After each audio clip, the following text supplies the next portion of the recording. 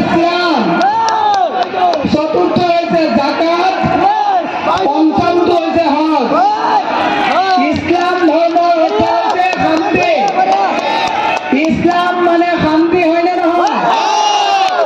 ইসলাম ধর্ম যদি শান্তি হয়, বিজেপি চৰকাৰে অশান্তি আনাই চৰকাৰে ভোট দিব নেকি? সঁচাকে ভোট দিবনে? মই আপোনালোকক কৈছো, NRC সময়ত ইছলামক লৈ বিজেপিয়ে কি কৰিছে? খেল খেলিছে। আপোনালোকক বিদেশী বুলি কৈছে।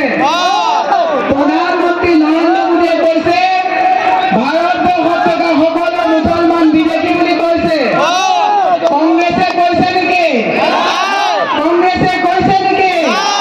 কংগ্ৰেছে স্বাধীনতাৰ পিছত ধৰ্ম নিৰপেক্ষ হিচাপে কংগ্ৰেছে হিন্দু, মুছলমান, শিখ, ইছাই, বৌদ্ধিষ্ট, জৈন সকলোকে কংগ্ৰেছে ভাৰতত স্বতন্ত্ৰভাৱে থকাৰ অধিকাৰ দিছে নে নাই?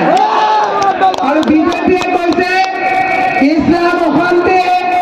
বিজেপি হিমন্ত বিশ্ব শৰ্মাৰ চৰকাৰে কৈছে মুছলমান মানে মিয়া ভোট নালাগে বুলি কৈছিলে নে নাই? মুছলমানৰ ভোট নালাগে বুলি কৈছিলে নে নাই? সুন্দৰী ৰাইজে এটা ভোট বিজেপিক দিব নেকি? মই আপোনালোকক কৈছো, আপোনালোকে 7 তাৰিখে হাতৰ চবে ভোট দিয়ে কংগ্ৰেছ চৰকাৰক দিল্লীত বহাব লাগিব। আৰু নৰেন্দ্ৰ মোদীয়ে কৈছে ইছলামৰ মুছলমানৰ যিসকল মহিলা আছে সন্তান জন্ম দিয়াৰ মেচিন বুলি কৈছে নে নাই? সন্তান জন্ম দিয়াৰ মেচিন বুলি কৈছে নে? মহিলাসকলে ভোট দিবনে?